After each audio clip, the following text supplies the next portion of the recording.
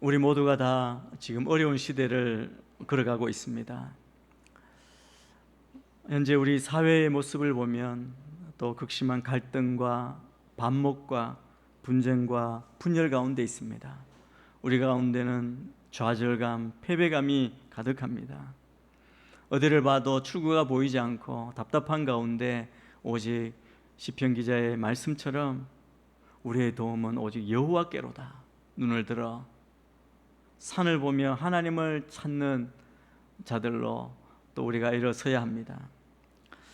이 분열과 고통 가운데 이 부정적 모습으로 인해서 우리의 모습은 오히려 연합하고 협력하지 못하고 서로 불신 가운데 긴장의 끈을 놓지 못하고 있습니다. 이때 우리가 눈을 들어 주를 바라보며 주님께서 우리를 이 땅 가운데 보내신 또 맡기신 우리의 사명을 깊이 생각해야 합니다. 지금 우리는 영적으로 무너져가는 세상, 이 세대 가운데 다시 이 땅을, 우리의 가정을, 하나님 나라와 교회를 다시 세워야 할 사명이 있습니다. 그런데 정직하게 우리의 모습, 우리 그리스도인의 모습을 보면 우리의 모습이 오히려 세상과 구별되지 못하고 세상의 영향 가운데 점점 개인주의화되고 이기적이 되어 이 땅 하나님 나라와 교회가 무너져가는 것에 대해서 무감각해져 있습니다. 내 자신, 내 한 사람만 안전하고 내 개인의 발전만 하면 된다는 그런 생각에 사로잡혀 있습니다. 그러나 이런 생각은 여러 가지 이유로 매우 잘못된 것이고 위험한 생각입니다. 우리 개인의 안전과 발전도 물론 중요합니다. 그러나 이 땅 우리 가정, 하나님 나라와 교회의 발전과 부흥은 우리 각 개인, 우리 자신과 관련해서도 훨씬 더 중요합니다. 왜 그렇습니까? 하나님 나라와 교회의 무너짐, 그 쇠퇴는 그 가운데 살고 있는 우리들에게 영적인 고통과 수치를 가져다 주기 때문입니다. 그래서 우리가 2장에서 지난주에 살펴본 대로 느헤미야가 그 백성들에게 예루살렘 성벽의 재건을 독려할 때 이렇게 권면합니다. 자, 이제 우리가 예루살렘 성벽을 재건합시다. 그러면 우리가 다시는 수치를 당하지 않을 것입니다. 수치 가운데 있는 백성들에게 다시 일어서서 다시 재건할 것을 권면합니다. 하나님의 영광이 떠나버린 나라와 교회에 남는 것은 고통과 수치밖에 없습니다. 그러므로 우리는 다시 일으켜 세워야 합니다. 그런데 우리의 모습을 보면 그렇게 하기에는 우리의 현실이 너무 어렵고 우리가 그 일을 일으켜 세우기에 불가능해 보일 때가 많이 있습니다. 그러므로 우리는 오늘 말씀 앞에 서서 주님 앞에 서서 이런 상황, 우리의 환경을 변화시키시고 바꾸시고 반전시키시는 하나님의 그 원리를 우리가 배워야 합니다. 그것을 알고 우리가 순종하고 그 일에 쓰임 받아야 합니다. 오늘 그 원리를 오늘 본문을 통해서 우리가 잘 배울 수 있습니다. 느헤미야가 유다 백성들과 함께 무너진 성벽을 52일 만에 재건한 사건의 시작, 이제 그 공사가 시작되는 그 상황을 우리에게 소개합니다. 불가능에 가까웠던 그 일을 가능하게 만들었던 그 사건을 우리에게 가르쳐주고 있습니다. 이것이 왜 불가능에 가까웠습니까? 왜냐하면 이 예루살렘 성벽 공사의 그 규모뿐만 아니라 그때 그곳에 살면서 성벽 재건을 하는 그 사람들의 면면이 그 일을 하기에 합당하지 않는 그런 열악한 조건을 가진 것이었기 때문입니다. 그들은 가난과 비참과 절망, 패배감에 사로잡혀 있었습니다. 또 그들에게는 수많은 적들의 공격과 방해하는 많은 장애물이 있었습니다. 그럼에도 불구하고 느헤미야는 갈등과 패배감으로 가득한 그 민족을 끌어안습니다. 그리고 그 사람들에게 동기를 부여합니다. 우리가 그것을 이길 수 있는 그 놀라운 원리를 가르쳐주고 하나로 만들어 위대한 재건을 이루어 내었습니다. 우리의 상황을 바꾸는, 다시 한번 부흥의 역사를 경험하는 그 비결을 오늘 우리가 본문을 통해서 우리가 배울 수 있습니다. 첫 번째 우리가 배울 수 있는 것은 지도자들입니다. 지도자들의 모범입니다. 무너진 공동체를 끌어안는 그 재건의 주요 원리는 지도자들로부터 시작하는 것입니다. 그들의 솔선수범함으로 이루어지는 것을 볼 수 있습니다. 무너진 예루살렘 성벽 재건 사업은 땀을 흘리면서 수고해야 하고 힘들게 작업해야 하는 심한 육체적인 노동입니다. 그런데 페르시아 왕궁에서 술관원으로 최고의 지위를 누렸던 느헤미야에게 있어서 그것은 결코 쉽지 않은 그런 작업이었습니다. 그럼에도 느헤미야는 작업 현장 뒤에서 그냥 지시하거나 감독만 하지 않았습니다. 물론 지시하고 감독하고 오늘 3장 말씀처럼 그 작업에 수고한 사람들의 이름을 하나하나 기억하고 기록하고 격려하는, 계획하는 그 리더의 일들을 했습니다. 그것과 함께 그는 작업 현장에서 실제로 땀을 흘리면서 다른 일꾼들과 함께 재건 사역을 감당했습니다. 느헤미야 처음부터 끝까지 보면 작업의 처음부터 끝까지 그들과 함께 했고 어려움을 나누었고 그리고 모든 고통 가운데 함께 앞장섰고 교회의 개혁, 민족의 개혁에도 그 정결한 게 만드는 그 모든 일에도 느헤미야가 끝까지 참여하는 것을 볼 수 있습니다. 예루살렘의 총독으로 이 성벽 재건의 총책임자였던 느헤미야로부터 이렇게 솔선수범하며 성벽 재건 그 사역을 감당한 것입니다. 또 육체적인 노동과 무관한 영적 지도자들도 예루살렘 성벽 재건 사역에 솔선수범했습니다. 1절 말씀을 함께 읽겠습니다. 대제사장 엘리야십과 그 동료 제사장이 함께 일어나 양문을 다시 세웠습니다.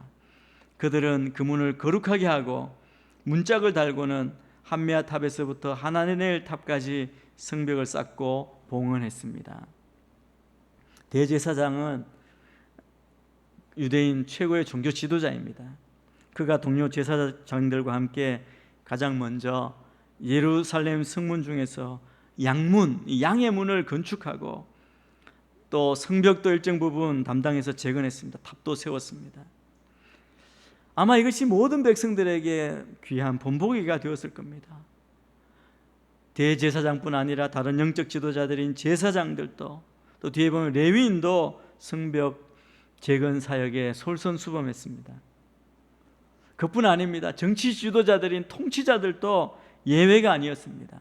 각 지방을 다스리는 많은 관리들이 먼 곳에서 와서 이 예루살렘 성벽을 재건하는데 솔선수범하며 그 사역에 앞장섰습니다. 그 중에 9절하고 12절을 이어서 보겠습니다. 그 다음 구역은 예루살렘의 반쪽 구역의 통치자이며 후르의 아들인 르바야가 복구했고 그 다음 구역은 예루살렘의 반쪽 구역의 통치자이며 할로에스의 아들인 살룸과 그 딸들이 복구했습니다. 여기 소개한 사람뿐 아니라 미스바 지방, 벳술 지방, 그일라 지방을 다스리는 많은 관리들도 성벽 재건 사역에 솔선수범하여서 감당했습니다. 지도자의 역할이 얼마나 중요한지 모릅니다. 지도자는 자기 혼자서 끝나는 것이 아닙니다. 다른 사람들의 신앙과 삶에 또 사역에 지대한 영향을 미칩니다. 그러므로 지도자의 중요한 자격 가운데 하나는 본을 보이고 모범이 되는 것입니다. 우리가 가정에서 또 직장에서 사회에서 어느 곳에서든 우리에게 영향을 받는, 우리가 영향을 주는 위치에 있는 모든 리더로서 우리의 책임, 우리가 서 있는 위치의 중요성을 우리가 다 깨달아야 합니다. 우리가 속한 공동체의 무너진 성벽을 재건하기 위해서는 지도자들부터 솔선수범해야 합니다. 그때 사람들이 도전받고 감동받아 협력하며 성벽 재건 사역의 기쁨으로 동참하게 될 것입니다. 지도자들의 권위는 말로 세워지는 것이 아니라 삶의 본으로 세워진다는 사실을 분명히 깨달아야 합니다. 아니, 이러한 자리가 있고 권력이 있는 이런 세상 지도자들만이 아니라 우리 그리스도인, 바로 그리스도의 사람들은 누구나 우리에게 모범 되신 예수 그리스도의 자취를 따라 삶으로 본을 보임으로 그것으로 그리스도를 증거하는 사람들입니다. 우리의 위치, 우리의 사명이 더 중요해진 이때입니다. 말만 많은 그리스도인보다는 삶으로 본을 보이는 그런 그리스도인들이 점점 많아질 때 이 땅 또 교회 가정은 바로 세워지고 건강해질 수 있습니다. 두 번째, 오늘 본문에서 우리가 배울 수 있는 사실입니다. 무너진 공동체를 끌어안고 그들과 함께 재건하는 그 원리는 우리 한 사람이 아니라 모든 사람이 또한 함께 협력하는 것입니다. 협력이 중요합니다. 하나됨이 중요합니다. 오랜 기간 동안 무너져 있었던 예루살렘 성벽을 재건하는 거대한 역사가 빠른 시일 내에 기적적으로 완공될 수 있었던 것은 수많은 사람들이, 그 민족이 함께 일어나 협력해서 하나 되어 그 사역을 감당했기 때문입니다. 우리가 속한 공동체에 무너진 영적 성벽이 재건되기 위해서는 한두 사람만으로는 불가능합니다. 이 사역에는 다양한 직업을 가진 사람, 다양한 계층의 사람, 다양한 지역 사람, 남자, 여자들이 각각 자기가 맡은 구역을 책임지고 재건에 참여했습니다. 여기 소개된 사람 보면 대제사장, 제사장, 레위인, 귀족, 관리, 금세공인, 상인, 또 향수 제조하는 사람, 성문지기, 남자, 여자, 이렇게 많은 사람들이 일심동체가 되어 이 재건 사역에 참여했습니다. 이처럼 하나님의 일을 감당하고 무너진 성벽을 재건하는 데 있어서 필요하지 않은 사람은 단 한 사람도 없습니다. 모든 사람이 각기 다른 배경임에도 불구하고 하나님을 향해 한 마음이 될 때 하나님의 일이 이루어집니다. 모든 백성들이 각자의 상황, 그 형편에 따라 성벽 건축의 한 몫을 맡아서 헌신했습니다. 그리고 최선을 다해서 수고했습니다. 각자 개인의 입장에서 보면 자신이 맡은 부분의 성벽만 최선을 다해 건축한 것입니다. 그런데 결국 다 모아놓고 보니까 전체 성벽이 완성되고 무너졌던 성벽이 다시 우뚝 서게 되었던 것입니다. 이렇게 모두가 다 협력하여 그 사역을 감당했는데, 오늘 말씀에 보면 흥미있는 기록이 있습니다.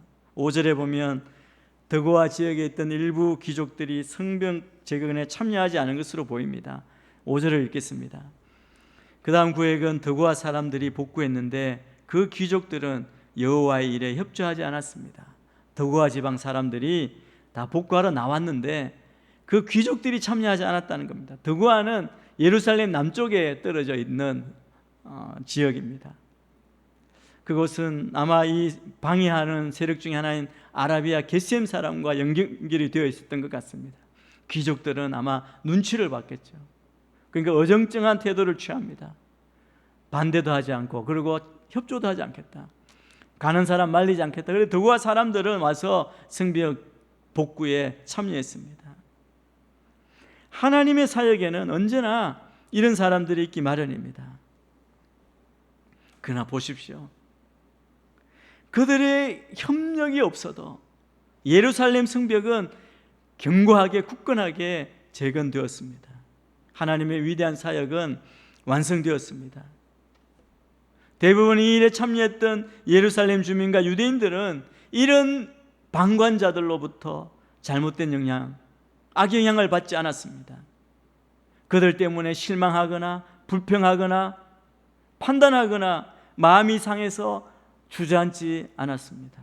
오히려 그들에게 신경 쓰지 않고 방해받지 않고 맡겨진 일들을 성실하게 감당하면서 함께 협력하여 성벽을 재건했습니다.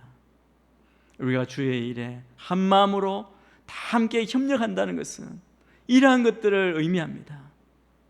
방해가 없을 수 없고 우리 가운데 우리가 마음이 다른 사람이 없을 수 없지만 그럼에도 불구하고 주를 바라보는 사람들이 손을 잡고 힘을 내어 주께 맡겨진 일을 성실하게 충성스럽게 감당합니다. 우리가 하나님 일을 감당하며 무너진 성벽을 재건해 나갈 때 반드시 필요한 모습입니다.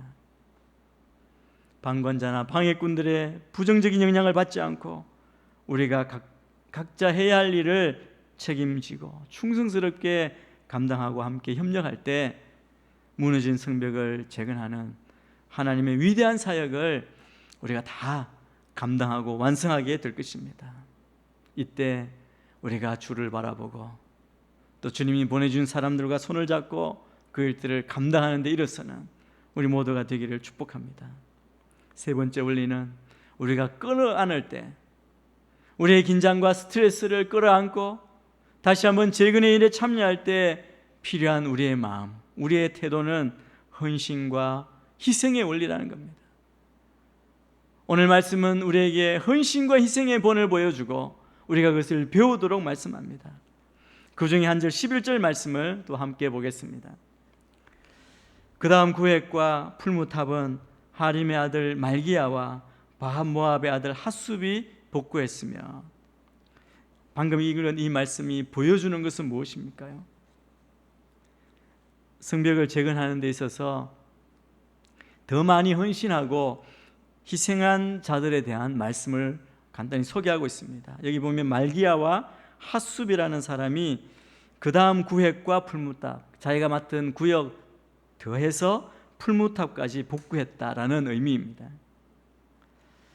이 자기에게 주어진 그 책임 부분보다 더 많이 건축을 한 것입니다. 느헤미야와 백성들이 무너진 성벽을 52일 만에 재건할 수 있었던 것은 모두가 다 헌신했기 때문이죠. 그러나 그 가운데 더 많이 헌신하고 수고한 자들이 또 있었기 때문입니다. 느헤미야는 그렇게 한 사람이, 오늘 여기 제가 방금 읽은 말기야와 핫숲만 그렇게 한 것이 아니라고 말합니다. 더 많은 사람들이 있었음을 말씀을 보면 계속 증가하고 있습니다. 느헤미야는 이렇게 더 많이 헌신한 사람들이 있었을 뿐만 아니라 아주 힘든 부분을 맡아서 희생한 사람이 있다고 소개합니다.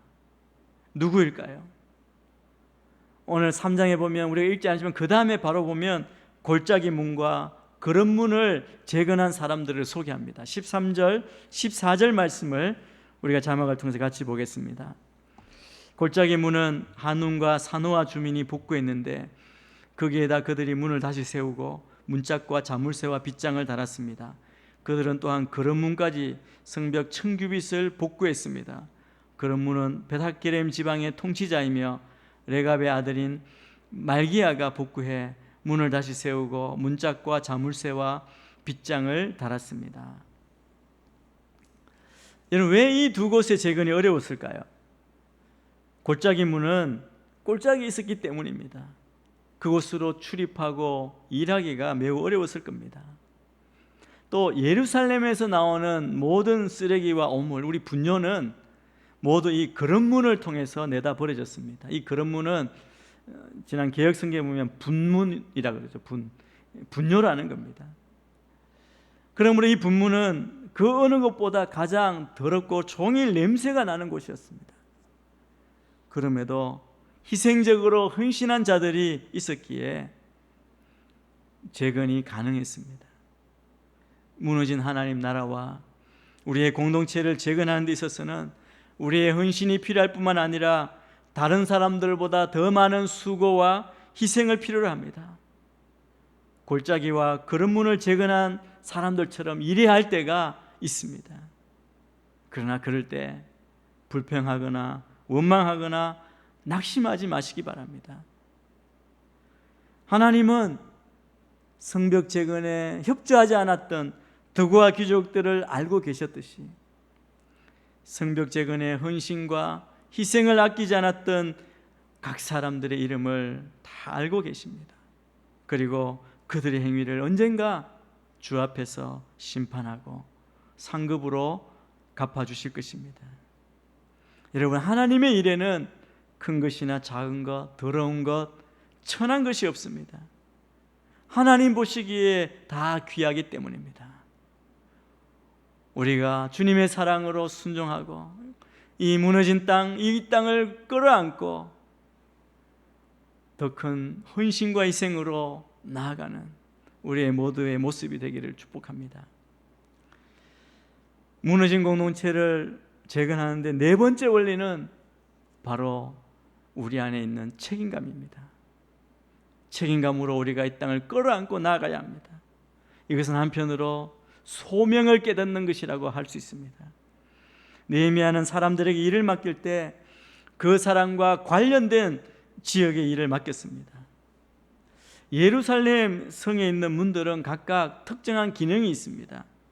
그 중에 맨 처음 1절에 우리가 아까 읽었던 이 양문, 양의 문이라고 했습니다. 이것은 하나님께 제사 드리는 데 필요한 양을 데리고 들어오는 문이었습니다.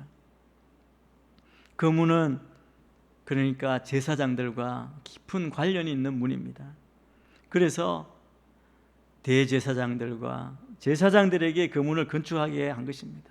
여러분, 그들이 그것을 맡았을 때 어떤 효과가 있었겠습니까? 아마 더 큰 사명감, 책임감을 가지고 일하게 되었을 겁니다. 여러분, 사람은 누구든지 자신과 관련된 어떤 일을 하게 되면 강한 책임감과 더 탁월한 능력을 발휘할 수 있는 것이 상식이죠.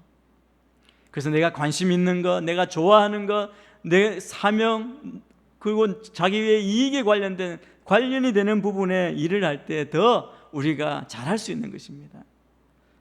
느헤미야는 리더로서 그것을 감안하고 정말 자세하게 준비해서 그 사람들에게 일을 맡겼습니다. 바로 은사를 따라 일을 배치한 것입니다.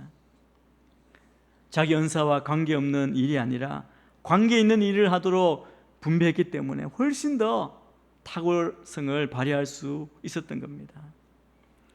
또 책임감을 갖고 일하게 하는 것을 보여주는 또 다른 예가 있습니다. 뒤에 보면 자기 직분에 따라도 했지만 자기 집 맞은편을 복구하게 하는 것이었습니다. 예루살렘 성에 사는 사람은 자기 집에 가까운 집 앞의 성벽을 복구하는 것, 그렇게 분배했습니다. 왜 그렇게 분배했겠습니까? 마찬가지로 강한 책임감을 갖고 일할 마음을 일으킬 뿐 아니라 또 여러 가지 유익이 있었을 겁니다. 일하기 위해 먼 데까지 갈 필요가 없었기 때문에 시간을 절약할 수가 있었습니다. 또 방해꾼들, 적들이 쳐들어왔을 때 일하는 곳, 자기 집을 보호할 수 있었기 때문입니다. 여러분, 자기 집을 보호하기 위해서 그들이 얼마나 최선을 다해 싸우고 방어할 수 있었겠습니까? 그리고 자기 집 앞을 건축할 경우 더 정성을 다해 열심히 건축할 수가 있었기 때문입니다. 여러분, 하나님의 일은 우리가 하나님을 의지하고 책임을 다할 때 성취될 수 있습니다. 모든 영역으로 충성으로 책임을 다할 때 하나님의 기적이 이루어집니다. 저는 우리가 이것으로 우리의 삶 가운데 놀라운 기적들이 일어나는 것을 보게 되고 그 기적에 참여하는 우리 모든 성도가 되기를 축복합니다. 당시 예루살렘 거민들 그리고 그곳에 있는 유대인들의 상황을 보면 경제적으로, 정치적으로, 사회적으로 어느 하나 성벽을 재건하기에는 적절하지 못하는 어려운 시기였습니다. 모두 힘들고 고통스러운 시간을 보내고 있었습니다. 그런데 여러분, 어떻게 사람들이 한결같이 성벽 재건에 한 마음으로 협력하고 헌신할 수 있었을까요? 바로 소명 때문이었습니다. 여러분, 느헤미야가 억지로 사람들을 공사장으로 내몰지 않았습니다. 총독으로서 느헤미야가 그 백성들에게 강제적으로 책임을 부과하고 그리고 동원했다면 이런 결과 성공하지 못했을 것입니다. 그런데 사람들은 각자 자원하여 공사를 맡았고 모두 다 팔을 걷어붙이고 공사에 참여했습니다. 왜 그렇습니까? 하나님께서 나를 부르셨다는 소명이 분명했기 때문입니다.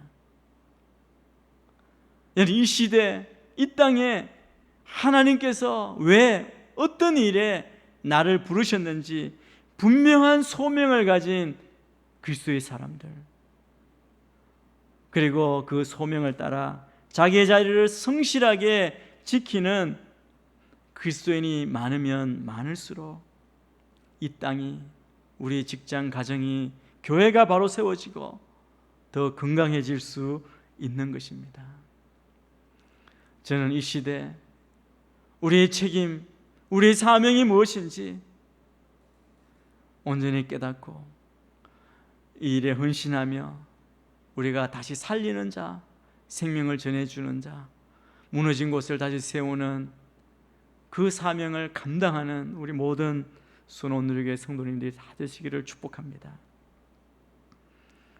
사랑하는 성도 여러분, 우리는 우리 자신이나 우리가 속한 공동체의 무너진 성벽 때문에 고통스러워하고 무너진 성벽이 재건되기를 정말 간절히 원하고 있습니다. 그러나 안타깝게도 무너진 성벽 재건을 위해서 실제로 우리가 해야 할 일들을 하지 못하고 있지 않습니까? 그것 때문에 고통스러운 어둠의 날이 아무런 변화 없이 계속되고 있습니다. 이제는 더 이상 지체할 수 없습니다. 가정에서, 직장에서, 교회에서 이 성벽 재건 사역을 위해 우리의 믿음의 사람들과 함께, 동력자들과 함께 손을 잡고 협력하고 시작하게 되기를 바랍니다. 우리 서로가 서로를 격려하고 우리가 서로 손을 잡고 하나님을 바라보고 우리의 부르심을 깨닫고 그렇게 나아가야 합니다. 이 무너진 성벽을 재건하는 사역을 시작하십시오. 가정에서, 직장에서, 교회에서 우리는 다 리더입니다. 우리가 먼저 본을 보이고 솔선수범해야 됩니다. 우리의 무너진 우리의 믿음과 우리의 도덕, 윤리적인 가치를 다시 세우고 다시 한번 주님의 말씀 앞에, 진리 앞에 서야 합니다. 하나님께서 주신 은사와 달란트를 사용해서 책임감을 가지고 이 성벽 재건 사역을 우리가 다 감당할 수 있게 되기를 주의 이름으로 축복합니다. 느헤미야는 이 3장을 기록합니다. 그 일에 수고한 자들의 이름과 가문, 그들이 일했던 곳을 다 기록했습니다. 70여 명이 넘는 사람들의 이름을 기록하고 있는데 그 이름 가운데 느헤미야 자신의 이름은 드러내지 않습니다. 다른 사람들을 격려하고 칭찬하고 오직 하나님께 영광을 돌리고 있습니다. 이것이 하나님의 사람, 리더의 모습입니다. 우리 역시 우리가 겸손하게 엎드려 우리를 드러내지 않고 다른 사람을 격려하고 칭찬하고 하나님께 영광 돌리는 일들에 헌신하고 순종하며 나아가게 되길 바랍니다. 그럴 때 하나님께서는 우리를 통해 영적으로 무너진 이 땅, 가정, 직장, 교회를 다시 세우시고 회복하실 줄 믿습니다. 우리가 그 일에 헌신하고 충성함으로 참으로 하나님께서 귀하게 사용하시고 또 우리의 소명대로 쓰임받는 주의 백성들이 다 되시기를 주의 이름으로 축원합니다.